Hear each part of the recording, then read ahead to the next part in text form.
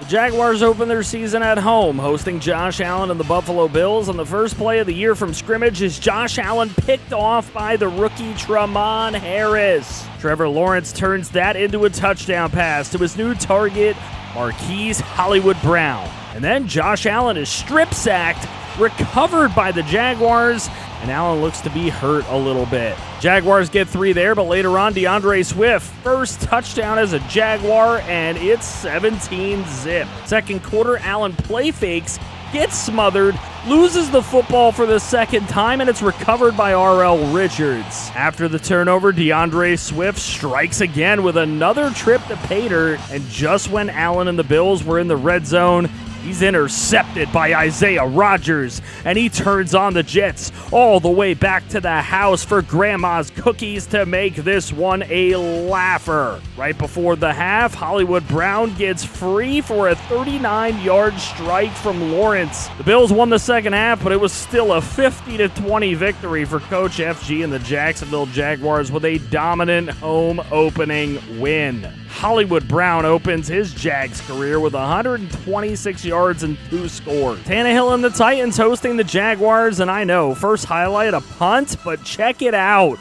Out at the 5. And then 3rd and 9, Trevor Lawrence is sacked for a safety by Jeffrey Simmons. The safety punt is then returned and fumbled, and it's Jaguars football in Titans territory, which led to a leading field goal.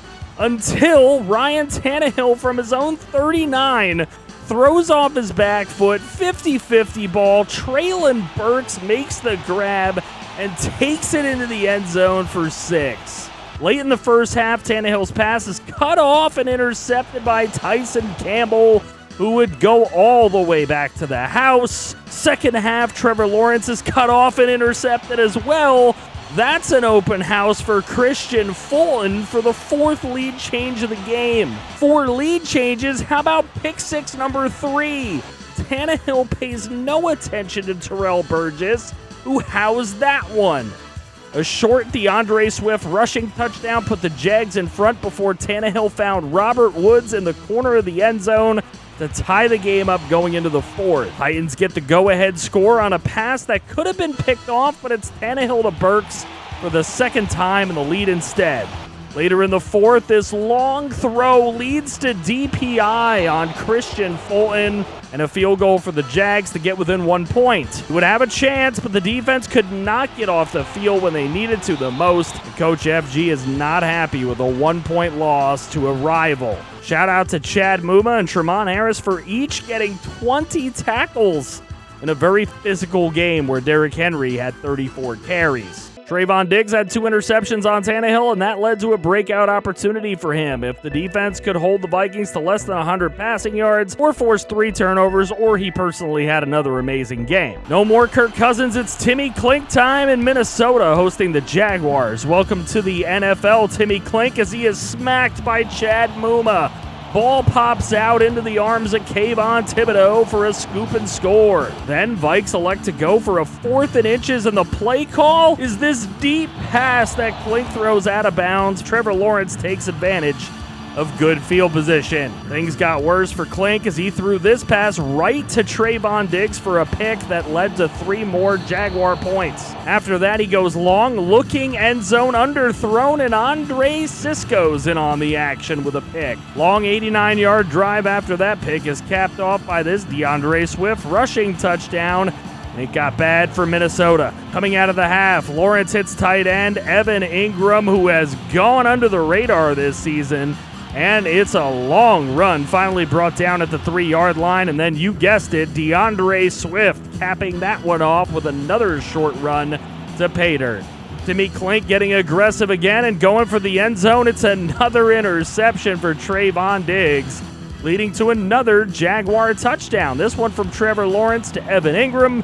And the route ends in a 51-10 Jaguars victory behind Trevor Lawrence 2 touchdowns and DeAndre Swift's 2 touchdowns. Those who might have been upset at the Jags for getting rid of Darius Williams since he somehow was an X-Factor need to fear not, because Trayvon Diggs has completed his development upgrade with 2 interceptions, and he is now an X Factor. Jacksonville, Thursday Night Football, Titans-Jags for the second time in 3 games, and a little deja vu. With the Titans up 3, it's Tannehill intercepted and taken aback to the house for another pick 6 on him. This time it's Andre Cisco. Late in the first half, Tannehill gets the Titans a new lead, hitting free agent signing Darren Waller for a score. Short slant pass from Tannehill to Robert Woods extended the Titan lead to 10 points, and a 4th down attempt from Lawrence is broken up in the end zone for a turnover on downs. Then after a Titan field goal ensuing kickoff, Alex O'Neal takes it up the right side of the field, sideline, gone like all my hopes and dreams. Touchdown Jaguars, back in the game. After a field goal, it made it 26-20. Lawrence launched the ball into the end zone, drawing a pass interference on Caleb Farley. And on 3rd and goal, it was Evan Ingram on the receiving end of the go-ahead touchdown from Trevor Lawrence. Titans ball with 50 seconds to go. It's 3rd and 1. It's completed to the 46. Then Derrick Henry will take the ball into enemy territory on 1st down, using Tennessee's second timeout. Their final timeout comes on the next play, 4 yards short of the sticks, and they elect to kick the leading field goal with just 11 seconds remaining. The final play for Lawrence is a complete embarrassment and a joke, and the Jaguars go down to Tennessee again, losing both matchups by a combined 3 points, as this one is a final Titans 29, Jaguars 27. Derrick Henry again with 30-plus carries and over 100 yards. Texans host the Jaguars with their battle red attire, and Jacksonville off to an early start with this short Amon-Ra St. Brown touchdown.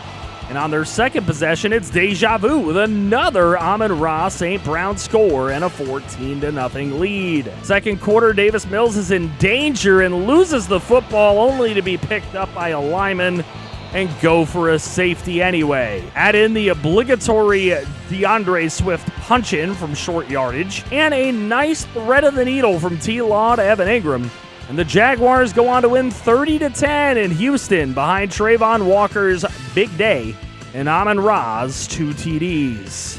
Chad Muma's been playing well, justifying the decision to move on from Foyesade Oloakin, and he can make it a little bit better and sweeter by completing his breakout chance in the upcoming game. Jaguars host Babatunde St. Roma and the Colts in the rain, and this big connection from Trevor Lawrence to Marquise Brown down to the 1-yard line set up the short yardage touchdown run by Deontay Bates, the first of his career. But second-year quarterback Babatunde St. Roma throws a gorgeous pass to Cameron Mathis in the end zone to even the score. Later in the quarter, it's too easy for St. Roma, hitting Jonathan McGee for the go-ahead score. That was later evened up by Deontay Bates with his second rushing touchdown of the day. Coming out at halftime, T-Law made a panic throw under pressure, and it was picked off by Kawan Williams, who had nothing but green in front of him to extend the lead to 10 points. Later, Babatunde hits Mathis for the second time in the back left corner of the end zone to all but close the game out. But if it wasn't done there, it sure was here, as Lawrence was intercepted in the red zone in garbage time